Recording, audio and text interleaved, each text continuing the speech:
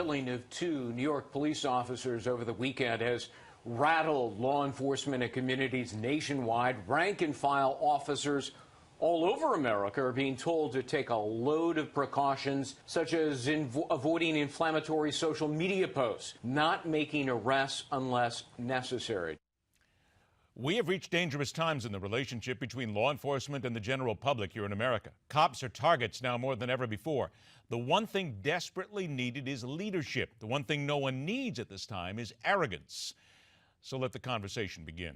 It's a pleasure to welcome into MidPoint, Chairperson of the Department of Law, Police Science, and Criminal Justice Administration at the John Jay College of Criminal Justice in New York, Dr. Maria Haberfeld joins us today. Doctor, thank you so much for being here. Thank you for having me. Doctor, is it not fair to say we have the president of the Patrolmen's Benevolent Association, the PBA, Pat Lynch, who is in a screaming match right now, a virtual screaming match with the Mayor of New York, Bill de Blasio. The two are going back and forth. With regard to the fact that these two officers have not even been buried yet, and certain people are saying they will continue to protest, isn't it time to ratchet down the rhetoric a little on both sides, especially the police side, and just try to bring this down to a dull roar?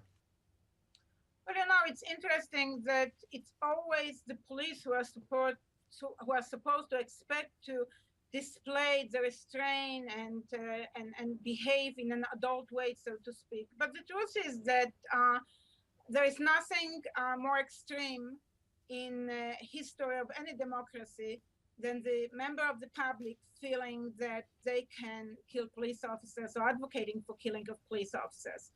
Policing as a profession is an extremely dangerous profession, not just from the standpoint of actual physical casualties, but also psychological casualties. Police officers have a lower lifespan than any other member of the community. They're prone to various types of diseases that other members are not, alcoholism, depression.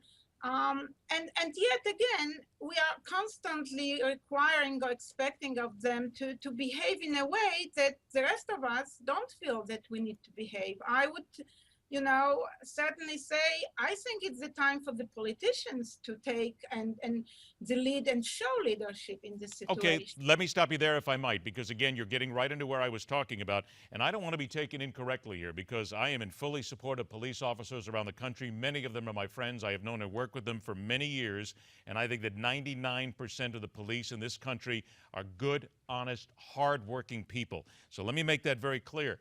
But when you say the adult in the room, and you're right, the politicians need to shut the trap as well, as do the activists like Al Sharpton and others of his ilk.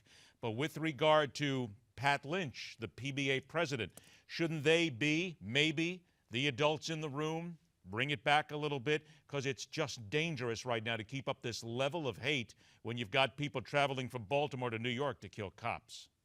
It's dangerous, but I truly understand what's happening in Pat Lynch head and in his environment. It's been a year of extreme stress and for police department here in New York City. I think that the police officer did not feel that they have the support of the mayor.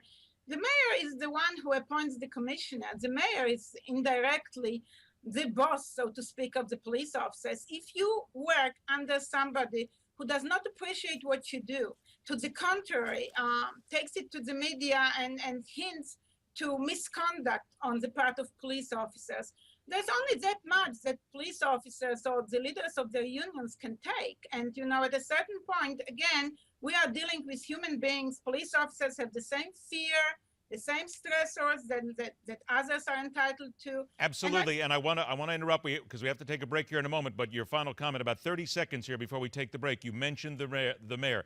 Is it not fair to say that Mayor Bill de Blasio bumbled and stumbled his way through this and handled it about as badly as you possibly could? I couldn't agree more.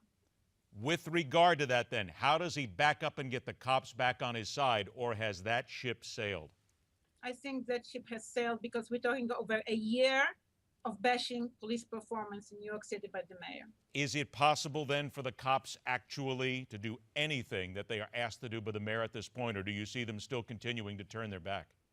Well, at the end of the day, police officers are, especially NYPD here, and I teach them for 14 years. I have a special program for them. They are the ultimate professionals. At the end of the day, when they're less emotional, they will continue to do what they need to do, but it doesn't mean that that their feelings will change. All right, if you will, please, doctor, stand by just a moment. Dr. Maria Haberfeld returns with us after a short break. We're going to turn to those blaming police for every ill of society and the reality of where this discussion has to go before anything is solved. And later, the Ebola lies, what your government's not telling you. On MidPoint.